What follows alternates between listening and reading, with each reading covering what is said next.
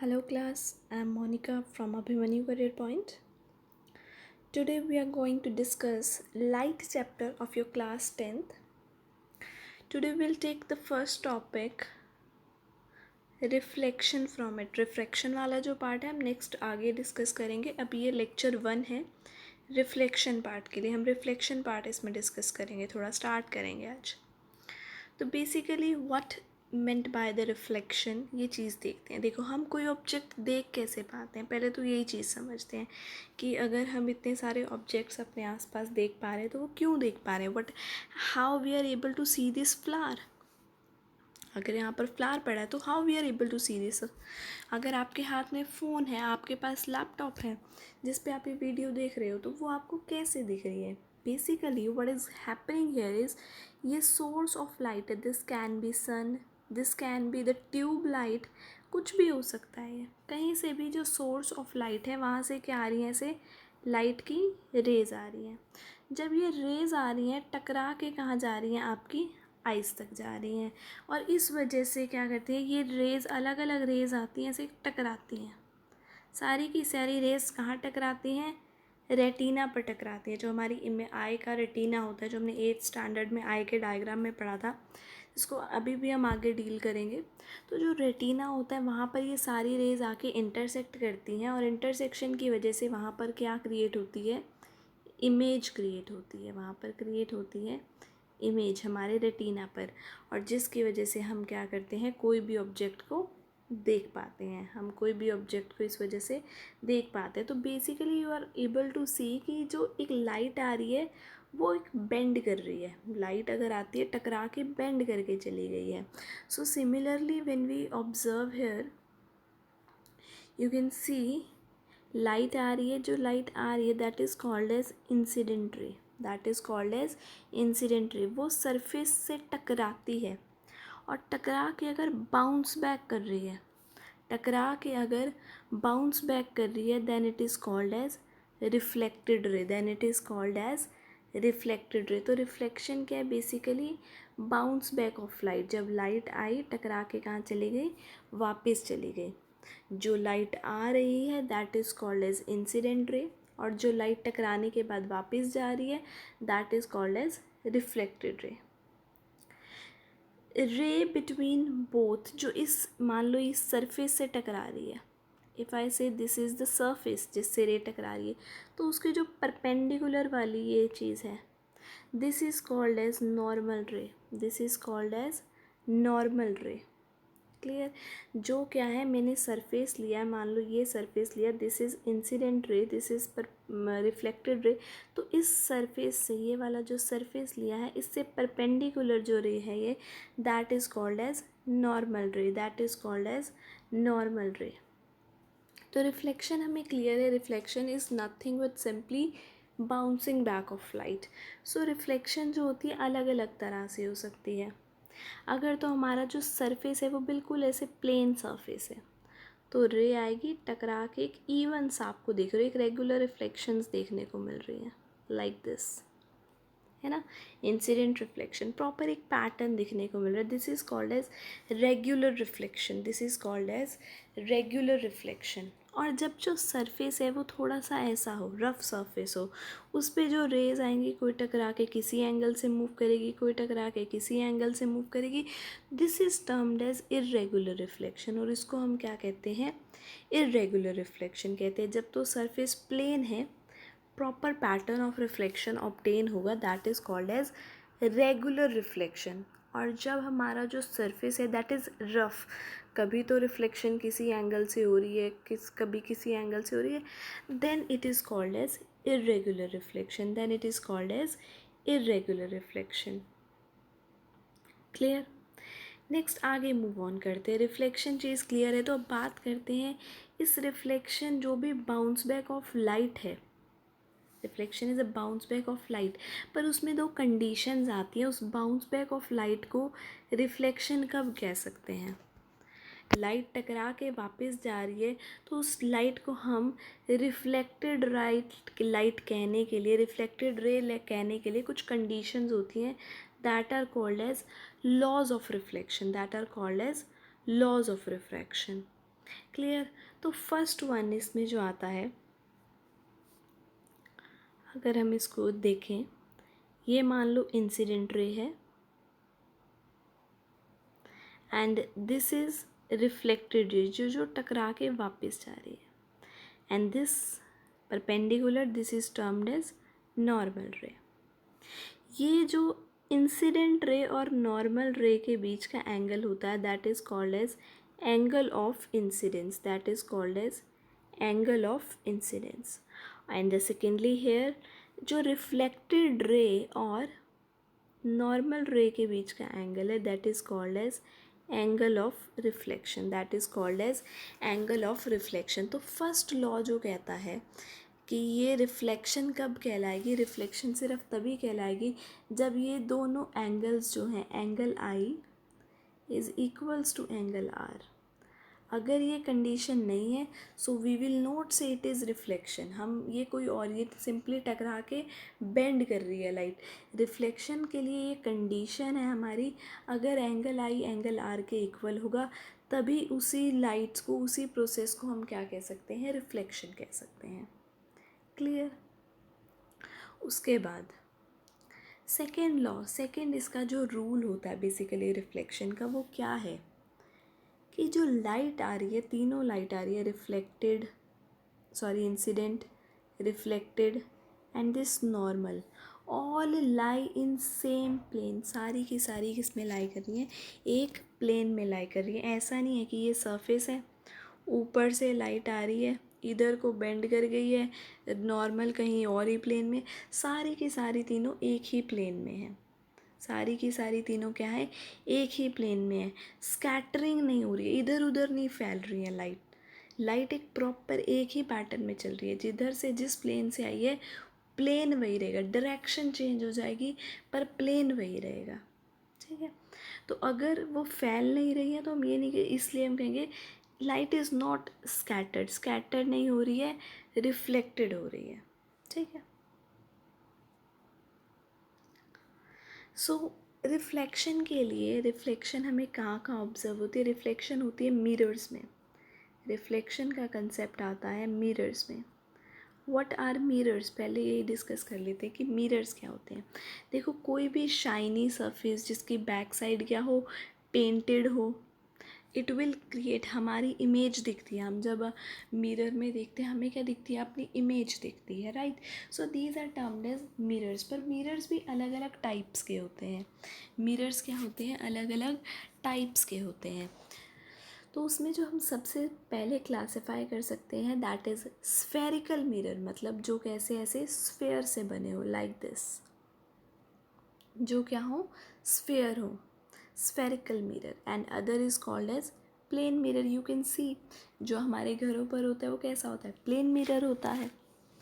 सो अभी पहले इन तीनों के बारे में, जो स्फेरिकल मिरर्स के टाइप्स हैं और प्लेन मिरर है, इनके बारे में अच्छे से डिस्कस करते हैं कि ये क्या चीज़ें हैं। सबसे पहले देखते हैं स्फेरिकल मिरर। स्फेरिकल मिरर देखो दो तरह का होता है, एक कनकेव होता है, कॉनकेव मिरर, एंड दूसरा होता है कन्वेक्स मिरर। ठीक है। कनकेव मिरर क्या है, कनकेव वर्ड याद रख लो इसमें, केव, कनकेव मतलब केव, जिसमें एक केव जैसी शेप हो, केव जैसा बना दो इसको, इधर से केव, और इसकी बैक साइड को कर दो पेंट। मैंने अभी मिरर के लिए कंडीशन बताई कि बैक साइड क्या होती है, उसकी पेंटेड होती है, फ्रंट साइड कैसी होती है, शाइनी होती है। सो इसकी जो अंदर वाली शेप है वो कैसी है, केव जैसी है। जो शाइनी सरफेस है वो कैसी है, केव जैसी है। और बैक वाली साइड को हमने क्या कर दिया है, पेंट कर दिया। बैक वाली साइड को क्या कर दिया है, पेंट कर दिया। This is called as concave mirror, इसे कहते हैं concave mirror. Now oppositely convex mirror, concave में हमने देख लिया अंदर वाली साइड शाइनी थी, कनकेव में क्या था, अंदर वाली साइड शाइनी थी। कन्वेक्स में उल्टा हो जाएगा, बाहर वाली साइड शाइनी आ जाएगी, अंदर वाली साइड क्या हो जाएगी, पेंटेड हो जाएगी। अंदर वाली साइड क्या हो जाएगी, पेंटेड हो जाएगी। हमने कन्वेंशनली ना हमेशा एक चीज़ लेके चलनी है कि जो रिफ्लेक्टिंग, ये जो शाइनी सरफेस है ना, वो हमेशा लेफ़्ट साइड लेके चलेंगे हम। कन्वेंशन है, कोई इस पे ये नहीं है कि इससे कुछ गलत होगा, बट कन्वेंशनली जो हमें सिखाया जाता है वो यही सिखाया गया है कि जो हमें रिफ्लेक्टिंग सरफेस लेना है, शाइनी सरफेस रखना है मिरर का, वो हमेशा लेफ़्ट साइड में रखना है। You can C concave mirror में मैंने शाइनी सरफेस इधर रखा है, लेफ़्ट साइड। कन्वेक्स मिरर में भी शाइनी सरफेस कहाँ रखा है, इधर ही रखा है, लेफ़्ट साइड में रखा है। ठीक है।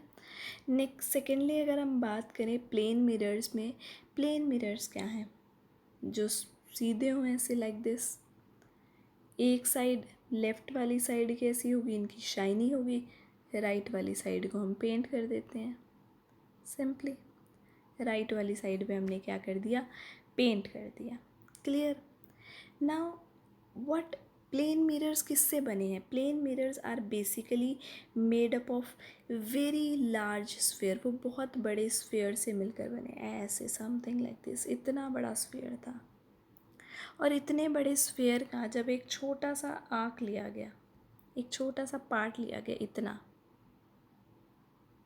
ये जितना आपको पिक्चर में दिख रहा है ये भी बहुत छोटा है, इससे भी बड़ा स्फेयर था जिसका हमने ये इतना छोटा सा पार्ट लिया, वो हमें कैसा दिख रहा है, एक प्लेन मिरर जैसा दिखता है। बेसिकली है ये भी एक स्फेरिकल ही, पर इसका जो स्फेयर है वो बहुत ज़्यादा क्या है, बड़ा है। स्फेयर बड़े होने की वजह से इसका जो एक आर्क अगर हम देखते हैं, एक छोटा सा पार्ट अगर लेते हैं, वो कैसा दिखता है हमें, एक प्लेन मिरर जैसा दिखता है। हमें कैसा दिखता है, एक प्लेन मिरर जैसा दिखता है। क्लियर। अब ये सारे मिरर्स की स्टडी करते हैं, ठीक है। तो स्फेरिकल मिरर्स की स्टडी करने से पहले या प्लेन मिरर्स की स्टडी से पहले हमें पता होना चाहिए कि कौन सा, हमें एक बार ऑब्ज़र्व तो कर सके, हमें ऑब्जर्वेशन करने के लिए। तो उसमें देखो सबसे पहले कनकेव मिरर, कनकेव मिरर और कन्वेक्स मिरर हमने देखे नहीं होते हैं मोस्टली। प्लेन मिरर तो सबके घर पे है ही है, लेकिन कनकेव मिरर और कन्वेक्स मिरर भी सबके घर पे है। कनकेव मिरर जो स्पून होते हैं हमारे, ये स्फेरिकल मिरर्स में हम लेते हैं स्पून। एक अपने घर में कोई शाइनी सा अच्छा सा स्पून उठाओ, स्पून की जो अंदर वाली साइड है, जो केव जैसी साइड है जिससे हम उठाकर खाते हैं, जो अंदर वाली साइड है जिसमें फूड को प्लेस करते हैं, like this is the spoon.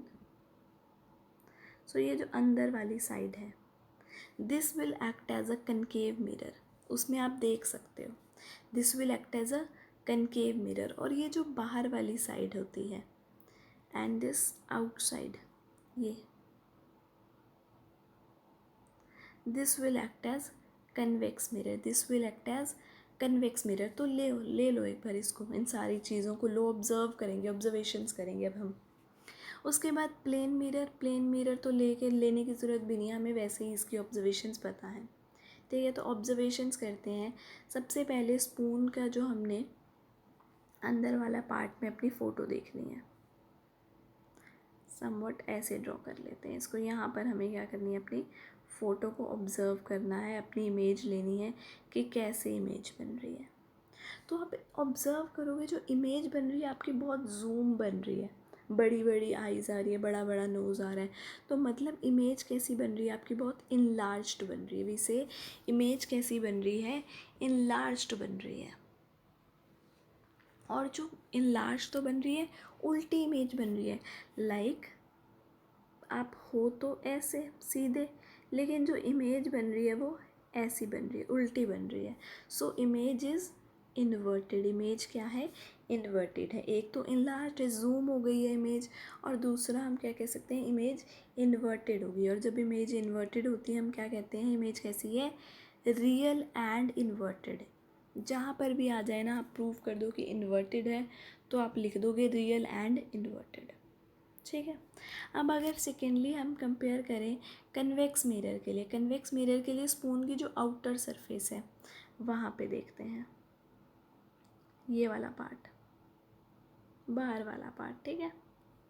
उसमें अगर आप देखोगे जो हार है वो इरेक्ट आ रहा है, सीधी। अगर आप ऐसे सीधे खड़े हो तो इमेज भी कैसी बन रही है, ऐसी सीधी सी इमेज बन रही है, erect. This is called as erect image.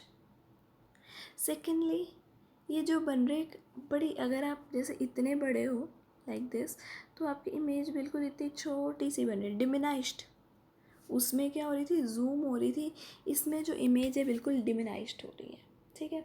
अगर आप उस स्पून को होल्ड करके, यहाँ से स्पून को होल्ड करके कमरे के कॉर्नर पे खड़े होके इधर साइड, बैक वाली साइड, स्पून की बैक साइड से देखोगे ना, आपको पूरा का पूरा रूम दिखेगा। You may try it. आप क्या करो, स्पून को पकड़ो और स्पून की बैक साइड से देखो, कमरे के एक कॉर्नर में खड़े होके आपको पूरा का पूरा रूम दिखेगा। This is why we call it wide view. ये पूरा एक वाइड व्यू, बड़ा सा व्यू देता है आपको रूम का, या जो भी एरिया है उसका एक वाइड व्यू देता है। And as I said it gives an erect image. तो इसको क्या कहते हैं, it gives virtual and erect image. It gives virtual and erect image. Clear. Now plane mirror हम सब ने देखा है। प्लेन मिरर इमेज ऐसा तो नहीं हो सीधी देता हमें, ऐसे हम सीधे खड़े होते हैं, फेस हमारा सीधा होता है, सीधी इमेज मिलती है। So we call it as erect image, और कैसे कहते हैं, वर्चुअल एंड इरेक्ट इमेज मिलती है हमें। क्लियर।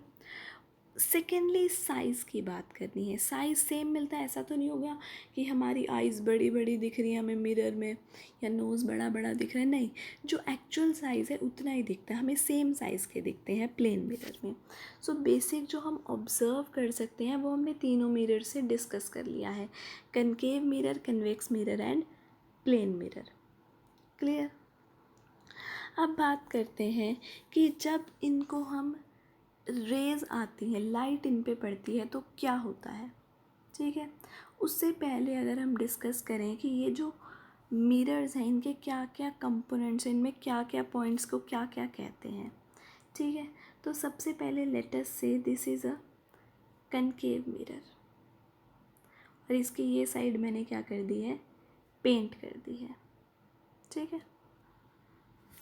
इस यहाँ पे देखते हैं डिफरेंट कंपोनेंट्स जो हैं हमारे मिरर के। तो सबसे पहले देखो, जैसे हम बात कर रहे थे, इधर ये कैसा है, कनकेव मिरर। आप देखो इधर अंदर केव वाली साइड शाइनी है, और ये जो ग्रे ग्रे सा पेंट हो रखा है बाहर वाली साइड, है ना। तो वहाँ पे हमने क्या किया, ये जो ये आँख बनी हुई है इतनी सी, इस आँख से पूरा स्फेयर बना देंगे। हम क्या करेंगे, पूरा का पूरा क्या बना देंगे, एक ऐसा हमने स्फेयर बना दिया। ठीक है। इस आर्क को हमने कंप्लीट करके क्या बना दिया, एक स्फेयर बना दिया। क्लियर। इस स्फेयर का जो सेंटर है, इस स्फेयर का जो सेंटर है, this is called as centre of curvature. This is called as centre of curvature. Clear. Secondly, ये जो इनके सेंटर और आर्क तक का डिस्टेंस है, जैसे सर्कल भी अगर हम इसे इमेजिन करें, सर्कल के सेंटर से लेके आर्क तक के डिस्टेंस को क्या कहते हैं, radius. So this is termed as radius of curvature. This is termed as radius of curvature.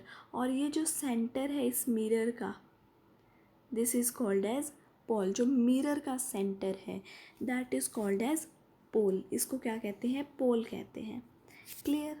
उसके बाद क्या है, ये जो एक लाइन है, this is a centre line, जो सेंटर ऑफ कर्वेचर और पोल को मिलाती है, that is called as principal axis. इसको क्या कहते हैं, प्रिंसिपल एक्सिस कहते हैं।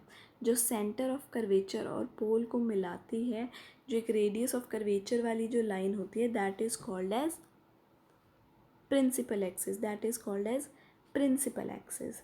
क्लियर। अब यही सेम चीज़ हम यूज़ करेंगे कन्वेक्स मिरर पे भी। हम क्या करेंगे, ये जो हमारा मिरर था, लेफ़्ट वाली साइड देखो यहाँ पर क्या है, शाइनिंग है।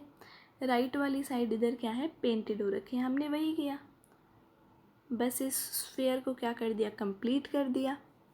इस स्फेयर का centre termed as centre of curvature, centre of the mirror termed as pole. दोनों के बीच का जो डिस्टेंस है that is termed as radius of curvature. और जो लाइन है, इस रेडियस ऑफ कर्वेचर वाली जो लाइन है, इसको क्या कहते हैं, प्रिंसिपल एक्सिस कहते हैं। इसको क्या कहते हैं, प्रिंसिपल एक्सिस कहते हैं। क्लियर। तो अगर इन दोनों में मैं कंपेयर करूँ, कनकेव मिरर और कन्वेक्स मिरर में, कनकेव में आप ऑब्ज़र्व करोगे जो सेंटर ऑफ कर्वेचर है वो लेफ़्ट साइड है, शाइनी सरफेस भी लेफ़्ट साइड है, सेंटर ऑफ कर्वेचर भी लेफ़्ट साइड है। लेकिन अगर आप कन्वेक्स में ऑब्ज़र्व करो, शाइनी सरफेस तो लेफ़्ट साइड है, लेकिन centre of curvature radius of curvature सब कुछ कहाँ है, राइट साइड है, लेकिन इसमें सब कुछ कहाँ है, कनकेव मिरर में सब कुछ लेफ्ट साइड है। क्लियर। तो अब अगर हम देखें कि जब इन मिरर्स पे रेज आती हैं, लाइट पड़ती है, तो क्या एक्शन होता है, कहाँ लाइट बेंड करती है, कैसे रिफ्लेक्शन होती है, वो चीज़ देखते हैं। देखो सबसे पहले बात करें अगर कनकेव मिरर की, ठीक है, मान लो ये कई ऑब्जेक्ट बड़ा है जहाँ से रेज निकल रही हैं, रेज आएंगी टकरा जाएंगी, यहाँ पर प्रॉपर रिफ्लेक्शन हो रही है, एंगल आई एंगल आर दोनों क्या है, इक्वल है। तो जब रिफ्लेक्शन हो रही है ना, सारी की सारी लाइट अगर आप देखोगे ना, सारी की सारी जो रेज हैं, कैन सी हियर, सारी की सारी जो रेज हैं एक जगह पे फोकस कर रही हैं, एक जगह पे मीट कर रही हैं। जितनी भी रेज आ रही है, सीधी आ रही है, ऐसे टकराई लाइक दिस, ऐसे ऐसे करके क्या कर रही हैं, एक पॉइंट पे ही टकरा रही हैं। दिस पॉइंट, एक पॉइंट पे क्या कर रही हैं, फोकस कर रही हैं। This is called as focus, this is called as focus. इसको क्या कहते हैं, फोकस कहते हैं। एंड फोकस कहाँ पर होता, कहाँ पे है, basically focus is always between centre, ये सेंटर ऑफ कर्वेचर और पोल के बिल्कुल बीच में होता है, सेंटर ऑफ कर्वेचर और पोल के बीच में होता है, ठीक है। बेसिकली ये जो डिस्टेंस है, देखो फोकस से लेके पोल तक का जो डिस्टेंस है, फोकस से लेके पोल तक का जो डिस्टेंस है, that is called as small f, focal length. इसको क्या कहते हैं, फोकल लेंथ कहते हैं, ठीक है। दोबारा से बता देती हूँ, फोकस क्या है, जहाँ पर सारी रेज आके टकराती हैं, सारी रेज आके इकट्ठी हो जाती हैं, एक्यूमुलेट हो जाती हैं, फोकस करती हैं। क्लियर। तो फिर उसके बाद क्या होता है, जब सारी रेज आके, ये फोकस की पोजीशन क्या है, फोकस कहाँ लाई करता है, सेंटर ऑफ कर्वेचर और पोल के बीच में लाई करता है, ठीक है। सेंटर ऑफ कर्वेचर और पोल के बीच का डिस्टेंस किसके इक्वल है, रेडियस ऑफ कर्वेचर आर के इक्वल है, रेडियस ऑफ कर्वेचर आर के इक्वल है। एंड फोकस जो होता है वो कहाँ पे लाई करता है, इसके मिड में लाई करता है। तो जो फोकल लेंथ होगी, ये जो इधर इसका हाफ डिस्टेंस होगा, that will be half of radius of curvature, that will be half of radius of curvature. तो ये फॉर्मूला होता है फोकल लेंथ निकालने का। एज फोकस कहाँ पे होता है, मिड में होता है, किसके मिड में होता है, सेंटर ऑफ कर्वेचर और पोल के बीच में। सेंटर ऑफ कर्वेचर और पोल के बीच के डिस्टेंस को क्या कहते हैं, रेडियस ऑफ कर्वेचर कहते हैं। तो फोकल लेंथ किसके इक्वल होती है, half of radius of curvature, half of radius of curvature. Clear. यहाँ पे अगर आप देखो, जो कनकेव मिरर है, सारी रेज आके क्या हो रही है, इकट्ठी हो रही हैं। So this is called as converging mirror. इसको इसलिए क्या कहते हैं, कन्वर्जिंग मिरर भी कहते हैं। क्लियर। लेकिन अगर यही हम डिस्कशन करें कन्वेक्स मिरर का, तो जो कन्वेक्स मिरर में रेज आती हैं वो कैसी आती हैं, देखो मान लो ये ऑब्जेक्ट है, जैसे हमने कनकेव में लेट किया था वैसे इसमें लेट करेंगे। इधर ऑब्जेक्ट पड़ा है कहीं बहुत दूर, वहाँ से रे आएगी, रे टकरा के वापस जाएगी, बाउंस बैक करेगी, रिफ्लेक्शन होगी। लेकिन यहाँ पर जो रेज है वो अपोजिट डायरेक्शन में जा रही है, मिल नहीं रही है ray. As in the case of converging mirror, सारी रेज क्या हो रही थी, एक पॉइंट पे एक्यूमुलेट हो रही थी, लेकिन यहाँ पर ये एक्यूमुलेट नहीं होती है। तो इसलिए इसको क्या कहते हैं, डाइवर्जिंग मिरर कहते हैं। इसलिए इसको क्या कहते हैं, डाइवर्जिंग मिरर कहते हैं। जो इमेज ऐसे जा रही है, देखो, तो हम क्या करते हैं, बेसिकली इमेज कैसे बनती है, इस ये जो रिफ्लेक्टेड रे है इसका एक्सटेंशन लेते हैं, इसका राइट साइड पे इधर एक्सटेंशन लिया जाता है। जब एक्सटेंशन लिया जाता है तब देखा जाता है सारी की सारी जो एक्सटेंडेड रेज है, रेज खुद से नहीं आई है, यहाँ पर रेज इधर ऐसे दिख रही हैं हमें, ठीक है। सो दिस इज़, यहाँ पर भी ये रेज कहाँ पे मिल रही हैं, सारी फोकस पे मिल रही हैं। यहाँ पे रेज कहाँ मिल रही हैं, फोकस पे मिल रही हैं, but the rays are extended rays, ये खुद से नहीं आई हैं। इसीलिए जब हमने पीछे भी डिस्कस किया था अभी, कन्वेक्स मिरर में हमने बोला था इमेजेस कैसी हैं, वर्चुअल एंड इरेक्ट इमेजेस हैं। कन्वेक्स मिरर के केस में डिस्कस किया था वर्चुअल एंड इरेक्ट इमेज है, वो इसीलिए इरेक्ट वर्चुअल थी क्योंकि जहाँ इमेज देखो एक्चुअल में तो रेज इधर चलेगी ना, हमने तो इधर साइड इमेज कैसे बनी है, सिर्फ इन रेज का एक्सटेंशन लेके, सिर्फ इन रेज का एक्सटेंशन लेके वो फोकस पे क्या कर रही हैं, मीट कर रही हैं, सिर्फ उन रेज का एक्सटेंशन ही फोकस पे मीट कर रहा है, ठीक है। सिमिलर इसमें भी यही चीज़ है, फोकस क्या है जहाँ पे रेज मीट कर रही है, लेकिन रेज कौन सी, एक्सटेंडेड रेज हैं, एक्चुअल रेज नहीं है, ठीक है। सो फोकस क्या है, it is the centre point, it is the mid point of pole and centre of curvature, और पोल और सेंटर ऑफ कर्वेचर के डिस्टेंस को क्या कहते हैं, रेडियस ऑफ कर्वेचर, यानी ये जो इतना डिस्टेंस है focal length small F will be equals to half of radius of curvature. तो वो चाहे कैसा भी मिरर हो, concave mirror, convex mirror, plane mirror, हर बार जो फोकल लेंथ होगी वो क्या होगी, half of radius of curvature होगी, half of radius of curvature होगी। क्लियर। तो अभी वापस इधर आते हैं, तो अभी हमने प्लेन मिरर पे डिस्कस नहीं किया था। यहाँ पे प्लेन मिरर के लिए फोकल लेंथ क्या होगी, कई बार क्वेश्चन आया हुआ है कि प्लेन मिरर के लिए फोकल लेंथ क्या होगी। देखो प्लेन मिरर अभी अभी मैंने बोला था कि प्लेन मिरर किससे बना होता है, एक बहुत बड़े स्फीयर से मिलकर बना है, like this, somewhat like this I would say, है ना। तो इसका सेंटर होगा कहीं मान लो यहाँ पर, बहुत बड़ा, यहाँ तो छोटा सा दिख रहा है आपको इस फ़ोन में, तो लेकिन ये क्या और भी बहुत बड़ा सा है, ठीक है। तो यहाँ पर जो ये रेडियस ऑफ कर्वेचर है, दिस रेडियस ऑफ कर्वेचर क्या होता है, जितना हमें इसमें दिख रहा है उससे भी बहुत ज़्यादा बड़ा होता है, रेडियस ऑफ कर्वेचर बहुत ज़्यादा बड़ा होता है। तो यहाँ पर हम रेडियस ऑफ कर्वेचर को क्या लेके चलते हैं, इन्फिनिटी लेके चलते हैं। प्लेन मिरर के केस में रेडियस ऑफ कर्वेचर क्या होता है, इन्फिनिटी होता है। तो focal length is what, half of radius of curvature, यानी हाफ ऑफ इन्फिनिटी। तो प्लेन मिरर के केस में फोकल लेंथ क्या हो जाती है, इन्फिनिटी होती है। फोकल लेंथ क्या हो जाती है, इन्फिनिटी होती है in case of plane mirror. Clear. So this is the reason कि हमारी क्या क्या फोकल लेंथ है, हर बार हमारी फोकल लेंथ कितनी रहती है, रेडियस ऑफ कर्वेचर की हाफ रहती है। क्लियर।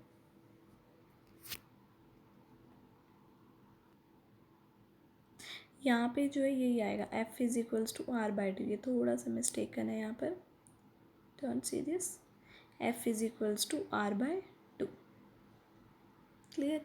रेडियस ऑफ कर्वेचर का क्या होता है, हाफ होता है। तो हमें कनकेव मिरर में क्या करना है, कन्वेक्स मिरर में क्या करना है, प्लेन मिरर में क्या करना है, basically all are made up of spheres, ये चीज़ याद रखनी है हमें, ठीक है। तो आज के लेक्चर को हम यहीं पे ओवर करते हैं। नेक्स्ट लेक्चर में हम क्या डिस्कस करेंगे बेटा, कि जब अलग अलग जगहों पर पड़ा है ऑब्जेक्ट, अभी तो हमने जब ये भी पिछले लास्ट डिस्कस किया है, तो हमने ऑब्जेक्ट को एक सर्टेन इन्फिनिटी पे रखा है, हमने कहा ऑब्जेक्ट बहुत दूर है, हमें पता ही नहीं है ऑब्जेक्ट कहाँ है, बहुत दूर है। लेकिन अब हम नेक्स्ट क्लास में क्या डिस्कस करेंगे, अलग अलग पोजीशंस पे ऑब्जेक्ट को रख के देखेंगे और देखेंगे कि इमेज कहाँ कहाँ पे बन सकती है, using the concave as well as the convex mirror. और फिर प्लेन मिरर के केस में क्या होता है वो मैं आपको एंड में बताऊंगी। Okay class, thank you.